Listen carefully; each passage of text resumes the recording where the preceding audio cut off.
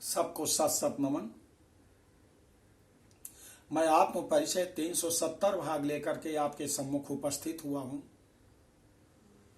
इसमें तत्व ज्ञान से रहित व्यक्ति चिंता के कारण दुखी रहता है, इस बात को बताया गया है। अब विभिन्न प्रकार के ढोंग से दूर रहने पर ही परमात्मा उसे स्वीकार करता है। सर्वप्रथम माता भगवती के लिए शंख ध्वनि।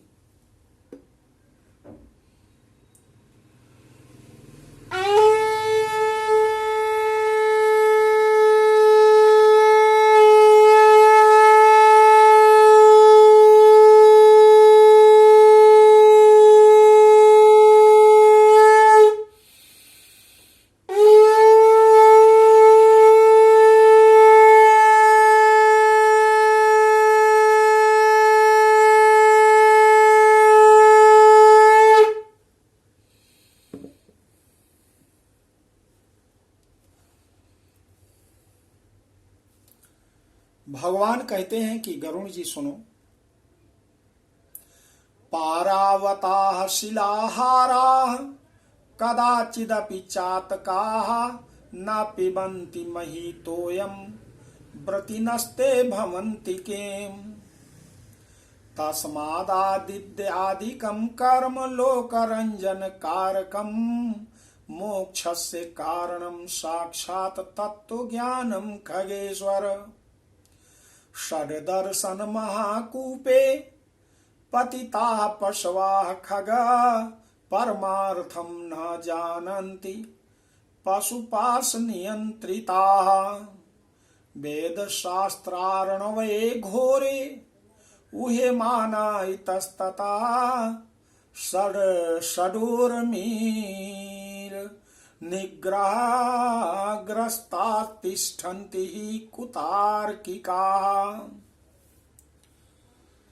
गरुण जी कबूतर शिलावृत्ति कंकड़ का आहार करने वाले होते हैं तथा चातक कभी भी भूमि पर स्थित जल को नहीं पीते हैं, तो क्या इससे वे व्रती हो जाते हैं?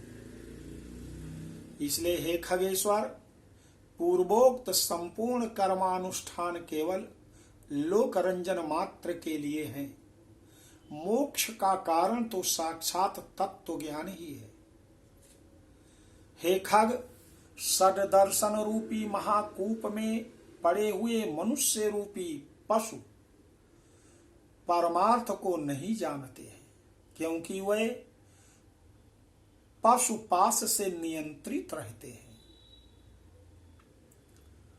वेद और शास्त्र रूपी घोर समुद्र में इधर उधर ले जाए जाते हुए कुतार्किक व्यक्ति षडूर्मियों से ग्रस्त होकर स्थित रहते हैं।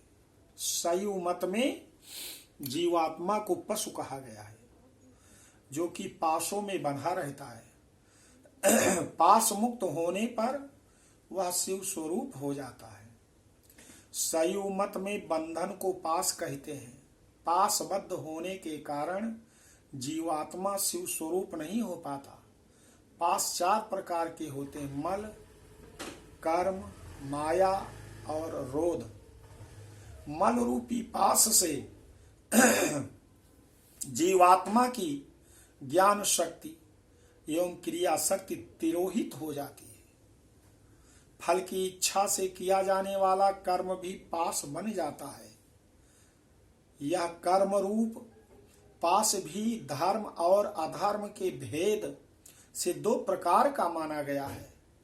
माया रूप पास से प्रलय काल में समस्त संसार का संहार और सृष्टि काल में उसका उद्भव होता है।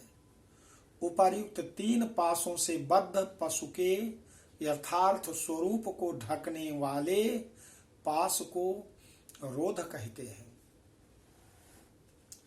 क्षुधा पिपासा,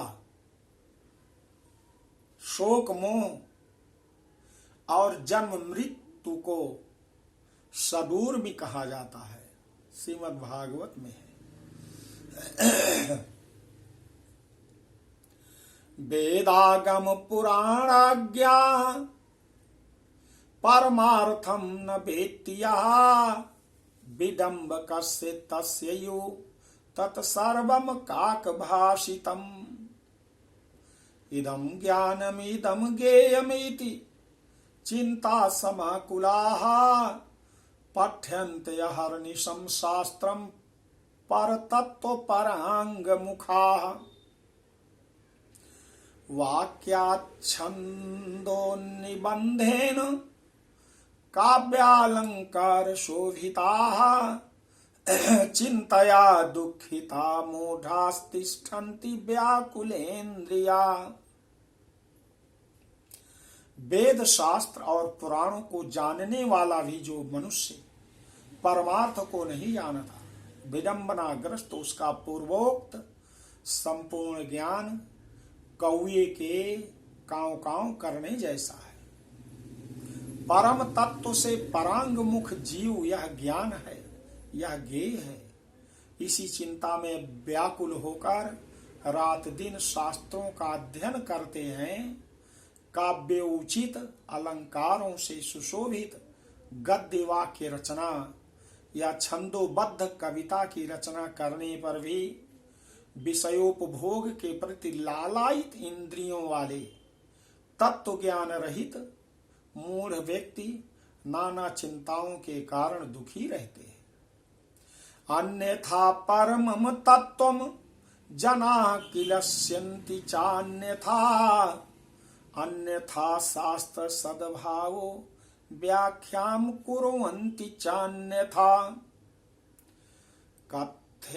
कथयन्ते अत्युन्मनीभावं स्वयं नानुभवन्ति चा अहंकाररता केचिद् उपदेशादिवर्जिताः।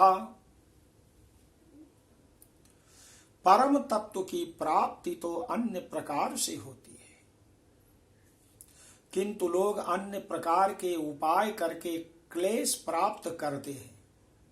शास्त्र का भाव तो कुछ और होता है, परंतु वह उसकी व्याख्या कुछ दूसरे प्रकार से करते हैं। कुछ अहंकारी व्यक्ति गुरु उपदेश आदि को प्राप्त न करके भी उन्मनी भाव के विषय में कहते हैं, पर वह स्वयं उसका अनुभव नहीं करते। पठन्ति वेद शास्त्राणि बोधयन्ति परस्परं ना जानन्ति परम तत्वं दर्वीपाकरसं यथा शिरो वहति पुष्पाणि गंधम जानाति नासिका पठन्ति वेद शास्त्राणि दुर्लभो भाव बोधका। तत्वम आत्मस्थं ज्ञात्वा मूढ़ा शास्त्रेषु मुह्यति गोपा कुक्षिगते छागे कूपे पश्यति दुर्मति। संसार मोहनाशाय शाब्द बोधो नहीं क्षमा ना निवर्तेत तिमिरम कदाचिद्दीप वार्तया। प्राज्ञाहीनस्य पठनं यथा अंधस्य च दर्पणम् अतः प्राज्ञावतां शास्त्रम तत्वज्ञानस्य लक्षणम्। बहुत से लोग वेद और शास्त्र का अध्ययन तो करते हैं और परस्पर एक दूसरे को बोध भी कराते हैं, तात्पर्य समझाते हैं, पर वह परम तत्व के विषय में उसी प्रकार नहीं जानते जिस प्रकार दर्वी कलछी पाक रस भोजन आदि को नहीं जानती। पुष्प को धारण तो सिर करता है, किंतु उस पुष्प की गंध को नासिका ही जानती है। इसी प्रकार वेद और शास्त्र का अध्ययन तो लोग करते हैं, किंतु वेद और शास्त्र के भाव का बोध करने वाला दुर्लभ है। मूर्ख मनुष्य अपने हृदय में स्थित परम तत्व को, परमात्मा के अंश को नहीं जानता और उसे जानने के लिए शास्त्रों के अध्ययन में उसी प्रकार भटकता फिरता है जैसे कोई मूर्ख ग्वाला अपनी कोख में बकरे को पकड़े रखने पर भी उसको खोजने के लिए कुएं में देखता है। संसार के मोह का नाश करने के लिए शास्त्र के शब्दों के अर्थ को जानना मात्र पर्याप्त नहीं है। दीपक की बात से कभी भी अंधकार की निवृत्ति नहीं हो सकती। बुद्धिहीन मनुष्य का पढ़ना अंधे व्यक्ति के दर्पण देखने के समान व्यर्थ है। अतः बुद्धिमान व्यक्ति को ही शास्त्रीय तत्वज्ञान का लक्षण हो सकता है, अर्थात बुद्धिमान को ही तत्वज्ञान लक्षित हो सकता है। तो देवियों सज्जनों, आपने श्लोक संख्या 82 तक सुना।